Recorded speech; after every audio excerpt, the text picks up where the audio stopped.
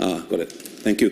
Can you all hear me? I hope you can hear me. Yeah, thank you very much. That was a wonderful presentation, and I'm hoping to pick up some of the points that were made earlier on. My name is Jeff Greenidge, and I work for the Association of Colleges in England. That's the title, but I think the important thing is who this person is. And I had a lovely conversation this morning with Di about education and training. And the first time we met, but actually what we discussed this morning was the same thing coming from very, very different perspectives. And I think what I'm going to be talking about here in terms of equity, diversity and inclusion is the same thing, but coming from a different perspective. Because we talk about, my role is around creating that space within VET, vocational education and training in the United Kingdom, which can be inclusive. That space where all individuals can belong, can learn, can feel as though they're contributing and thriving. The opposite to that is what John Barnes, the footballer, said at one point, was that there's discrimination at institutional level. It's based on a collective unknowingness of the life experience of others. In other words, we don't know what others are feeling. Discrimination is based on disbelief, discomfort and denial.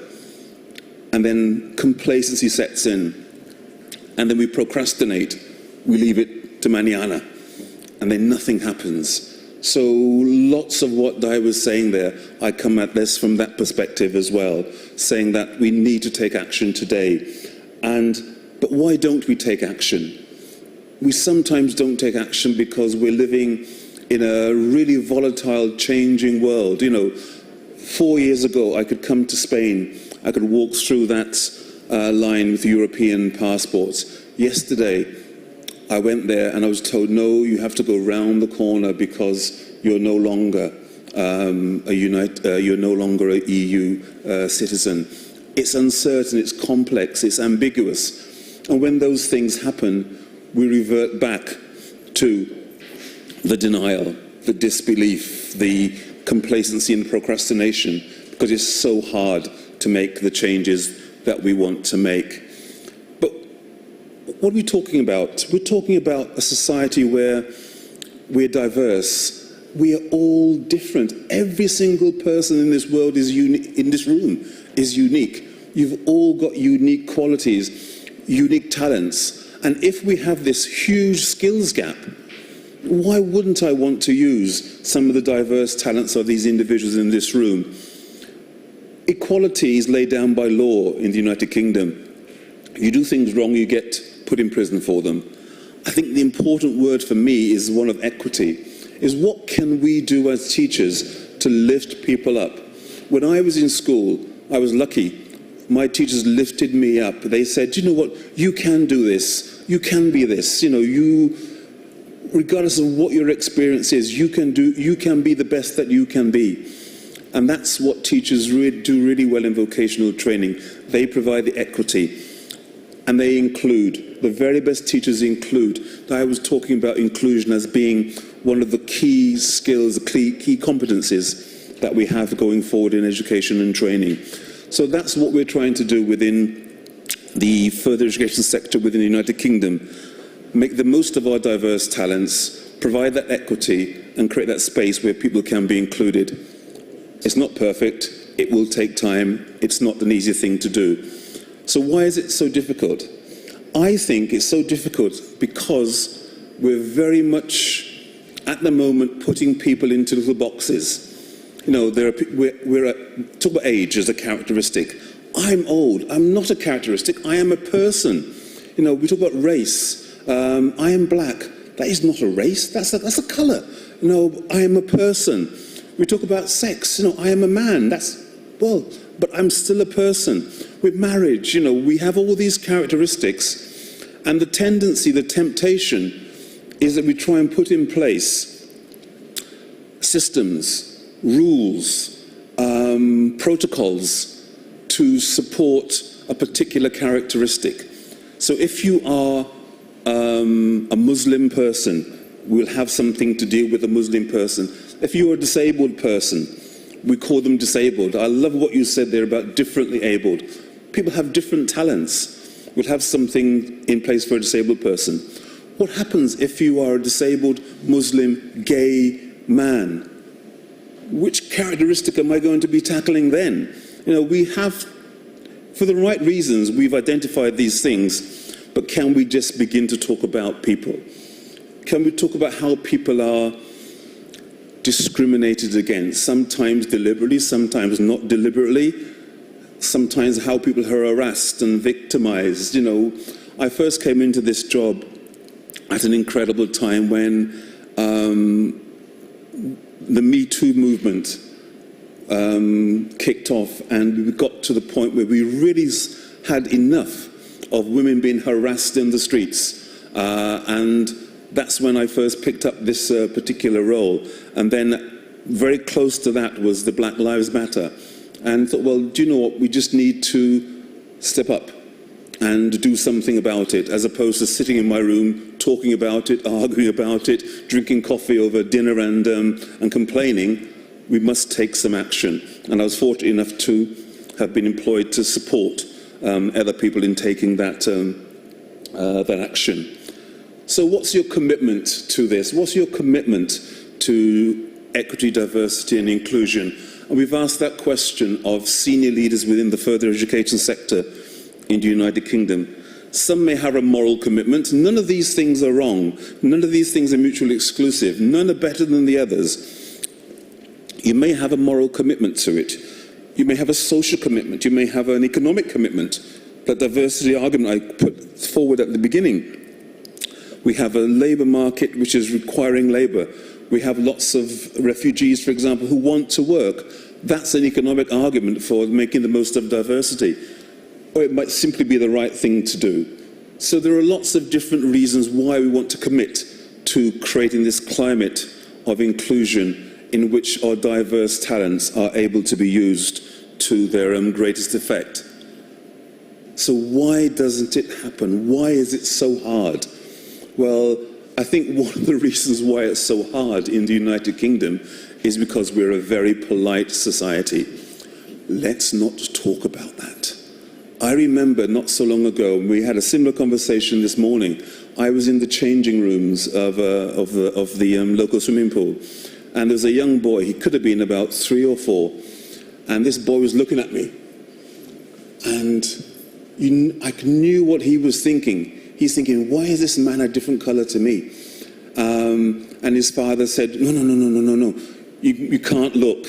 And I'm thinking, what a missed opportunity for that young man to talk to me about where I come from and have that conversation about, oh yeah, it's melanin. It's something which you have in your body to protect you from the sun.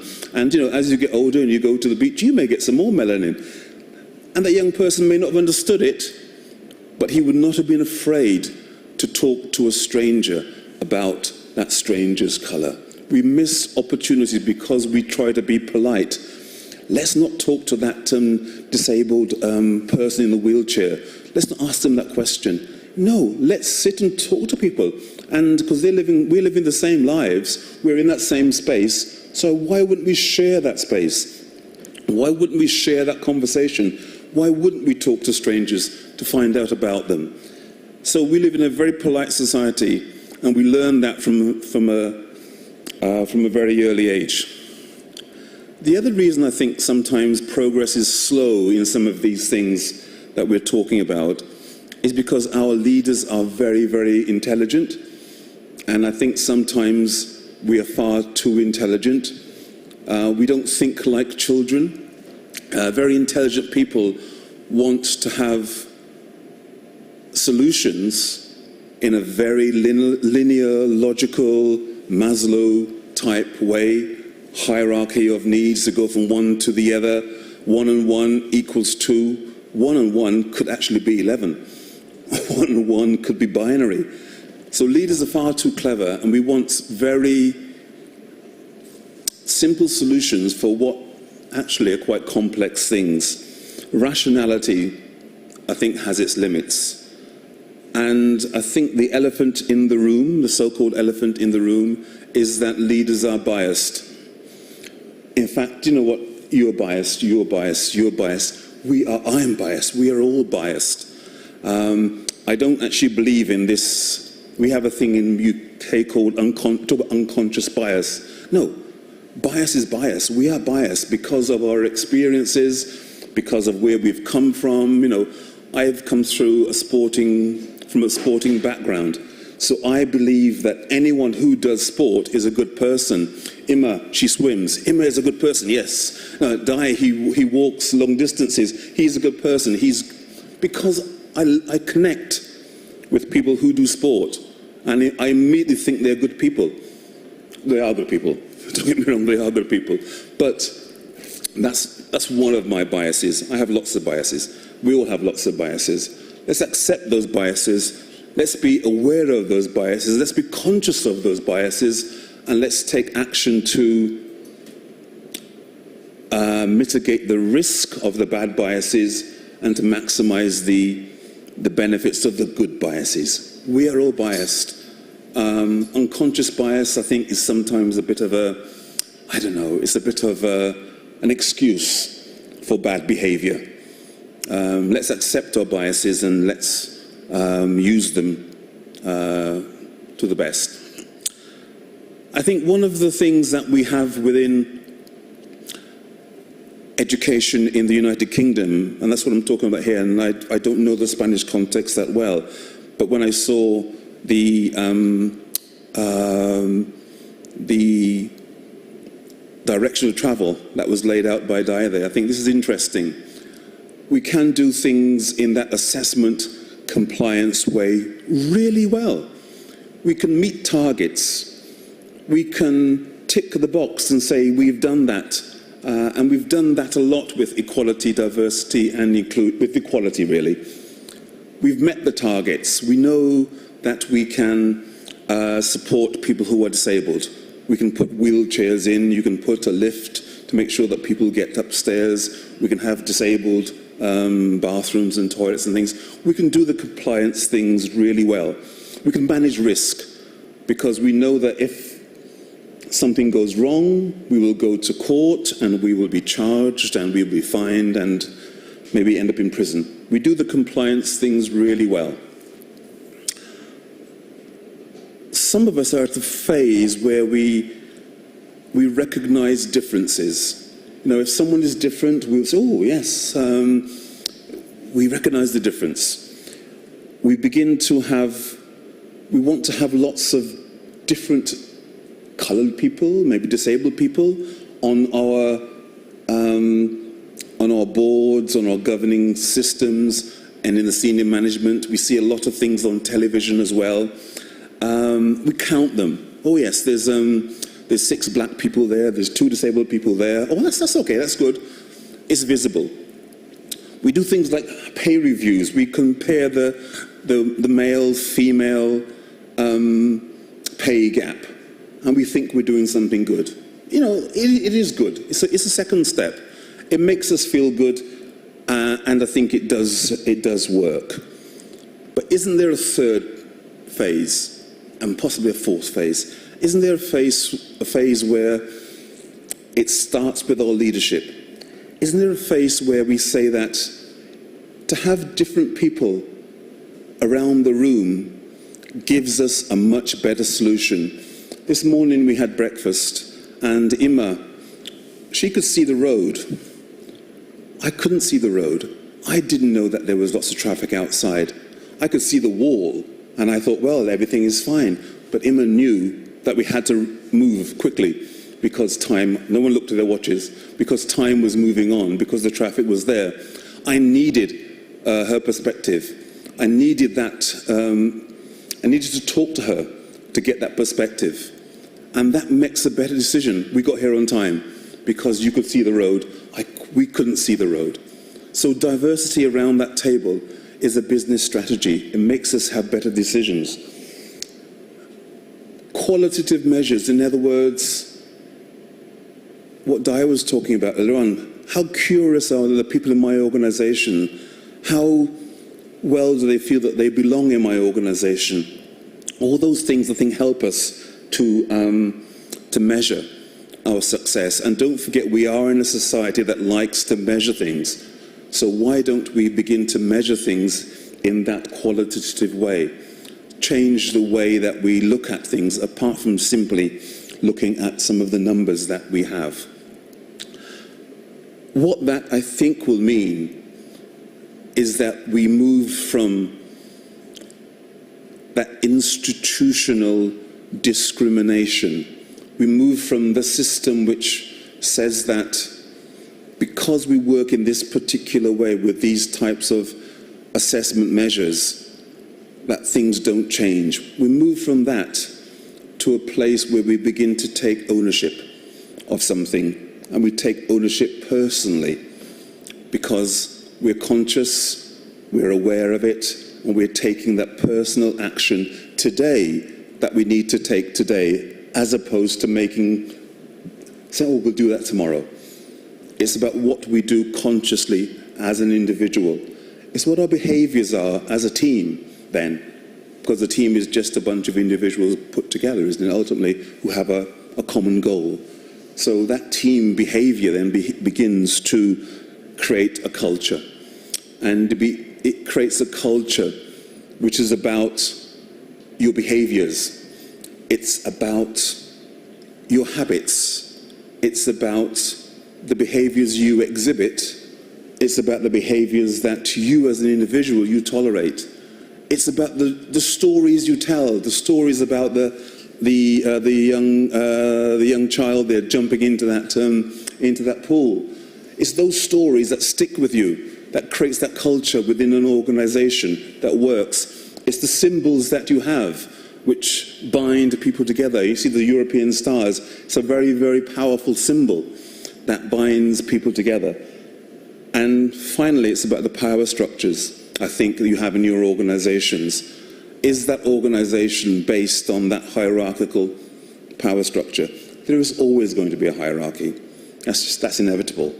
But is the power within that hierarchy, or is the power throughout the organization? Are people able to make decisions based on what they know? Emma, equal to me in terms of who we are as individuals, but she had more knowledge than me this morning. She could see the road. I couldn't see the road. So she had to make the decision because she could see better than I can. So if I was the chief executive of a company, why would I not ask Emma to make the decision? Because she can see where she is, where she's coming from. So what are your power structures like? And then, what does it feel in your organization? And feeling, I believe, is a really important assessment mechanism. Do I feel as though I am unique and I can bring my unique self to this table? If I don't feel that, I will differentiate myself. I'll stand out. When I was younger, we had it's not a cult. It was a group of people. We wore suits. I haven't changed much really. We wore suits. I was much thinner then. We wore suits and we wore very shiny shoes, and we would go dancing on a Saturday night, and we danced to reggae music, ska it was called, and we totally differentiated ourselves from everyone else because of how we dressed, how we behaved. We were very proud of that. In fact, I haven't changed much really since those days, apart from I'm older and fatter and have no hair. But that was how we differentiated ourselves. And I was fine with that. I didn't care about being the same as other people. But in my day job, in my work, I think I'm in that bottom right-hand corner there. I assimilate. It's a lovely organization to work in. I feel as though I belong. I do belong. I feel good there.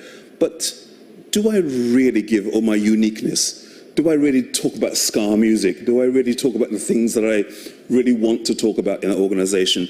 I think I assimilate a lot there. Do you know what? But there are times with a small group of people where I feel absolutely included, where, I totally belong, and they understand my uniqueness, and we really have a buzz in that organization. I don't feel I'm in the bottom left-hand corner at all. I don't feel excluded in that organization. So in your organizations where you work, where do you situate yourself? And do you know how your colleagues feel? Do they differentiate themselves? Are they feeling included? Are they assimilating? Are they being excluded? And you know what? You can move around there. No one's ever static. You know, some days I'm bottom right, some days I'm top right, some days, well, not really, I'll be top left. It all depends on the day, where you feel and who you're with. The place you don't want to be is in that exclusion box, which is on the bottom left-hand corner. So it's a very simple way of assessing things, because again, we like to be in that assessment mode. But it's worth thinking about the feelings, as a leader, thinking about the feelings of your people. Where do they feel and how do they feel about their particular jobs? So back to this organization that we're talking about. To be inclusive, I think there's a mindset shift that takes place. There's a mindset shift that we're trying to shift within further education in the United Kingdom, where leaders begin to think a bit differently about where they are. It's about they're vulnerable. There's nothing wrong with being vulnerable. There's nothing wrong with being like a child. There's nothing wrong with thinking in that particular way. So there's a mindset shift where you don't have to know all the answers. You don't have to know that 1 and 1 is 2. 1 and 1 might just be 11. As a leader, you need to be talking to the people who actually know the answers. There's something about values and about what are the stories you tell within your organization. What are those things that you hold dear to yourselves? What are your symbols? What are the things that hold you, that bind you together? What's the culture that you're creating in that organization? And then in your behaviors, how are you exhibiting that culture throughout the organization so that your staff know that they belong, know that they're included? And let's ask ourselves the question, are we ready for the difference? Are we ready for all those different people we have here in this room? Now, is our leadership ready for these individuals? Do we have the policies and practices in place? We probably have, because we're good at complying. Do we have the structures in place to make sure the power is laid out evenly and given to the people who actually know what the answers are? Do we have the values in place to make these things happen in the appropriate way? And do we have that mindset, that psychological contract, those thought processes that allow a lot of these things to happen? Because if we don't, things like status can damage us. Things like that certainty or the uncertainty can harm. That inability to be autonomous, when we don't feel as though we can control ourselves, those things will hurt us. Our relationships, if we don't feel the relationships, that will impact on us as individuals. And that sense of fairness that we thrive for, that will also stop us from taking action. So, to be ready, we have to have those things in place. If they're not in place, psychologically as well as in systems, all the things that we take for granted as being good, status, certainty, autonomy, relatedness and fairness, the opposite is also true, that they will come back to bite us if we're not careful, if those things aren't in place. So it's really about inertia and inaction. Those are the things that we know can stop us. Delay, denial, debate. We dilute things, we distort things, we dismiss things, we deflect. Data, constantly searching for data. all those things can take us down this road of discrimination. But how are we going to know that we're improving? We can do the assessments, we can talk to people, we can ask our students, ask our staff how they are, we can count the things like grievances, we can look at the culture of the boards, we can look at how we are represented in social media, we can put all these things in place, but I think part of the challenge sometimes is that we're looking for short-term solutions. And these things take a long, long time to build up. So it's very much about patience. And occasionally we're not patient. It will take time for some of these things to happen. And just to finish off, I think this is something we know already, that the diverse teams make better decisions. It's better representation. That's what we're aiming for. That's what we're looking for in terms of people, in terms of their creativity that Di was talking about earlier on. And we're looking to see people like ourselves around that table to get that sense of belonging. What are the lessons learned, I think, over the last couple of years working in this arena? The lessons I've personally learned is that we've got to replace some of those unproductive habits that we've had, that we've talked about in terms of the constant looking at visual representation, the constant trying to characterize people and put them into little boxes. Some of those unproductive habits slow us down. Some of the newer habits where we're getting leaders to think much more about their own role as enablers, and leaders and sector organizations thinking about how they can enable things, that is helping to move things on a bit more quickly. We need to think differently to create some of these solutions. The one-on-one argument doesn't always work. We need people to think differently. Coaching and that ability to talk to a person one-to-one, that I think is also helping some of our leaders to open up and to become comfortable with their discomfort at some of these changes. The scarf, in other words, the status, the certainty, the autonomy, the relatedness and the fairness, that is an enabler if it's worked in the right way. And it does take time. And it does take time to reflect and take time for these actions to come in place.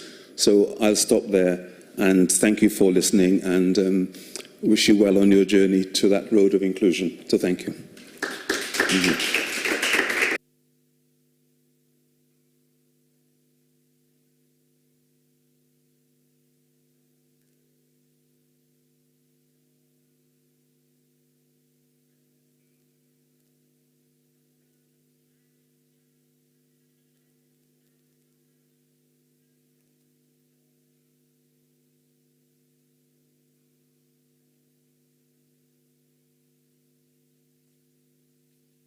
And they include a cultural difference in our school. Okay? In Barcelona, for instance, it's very, very important. Okay? We have a lot of here in Madrid, it's the same. And I need to include all people. And when you talk about different feelings, I think about autism. I think about the autism universe. Okay? We can imagine that all the universe of everyone of you is like a different universe, and I need to put together. And for me, I need in your presentation the tolerance word. I think the most important now is the tolerance to the others. Yeah, I think you're right. Tolerance. I think tolerance is the first stage. I turned that.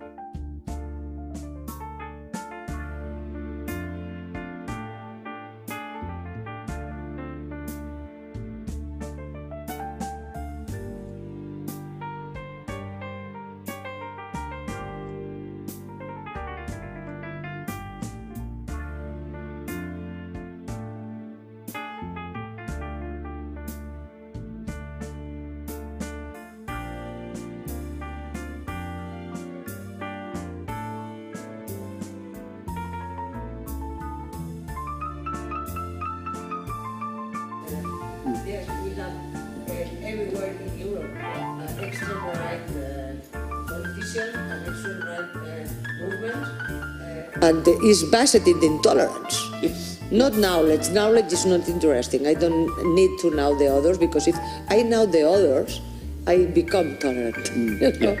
And the question is, why fight with this intolerance and knowledge directly to stop this? Yeah. And again, I think at the school with the students, you know, at classroom, in the classroom. Yeah. Some of those individuals who the extreme right, it's often the case of the people nearest to them not standing up to them. I don't believe that these groups of people get together without others knowing that they're getting together. And there are potential allies, there are potential people who can stop some of these things happening, but they don't take action. They stand by and let things happen, and then the movement begins, and these groups get together. A lot of things can be stopped at a very, very early stage if those people who are closest to the potential terrorist or the far-right person takes action at the beginning, but we don't because, I'm not sure what they will do. But you know what they're going to do because you've seen it happen before. So I think we can all take action at a very early stage with things, but we don't sometimes, and then it builds, and then you get the movement, and then we have the problems that we have now with the growth of the far right across Europe. Okay, thank you. No? Thank you very much. In the other side of the camera are also happy with our presentations, our training sessions. All will be safe for you in YouTube. Okay, and you can share with your colleagues and in your center with your teachers and etc. Thank you very much to all. I take profit to finish the event, and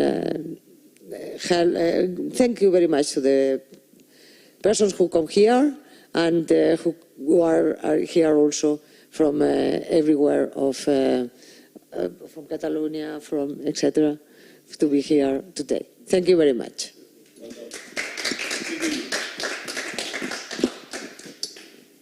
Ok, pues hemos acabado.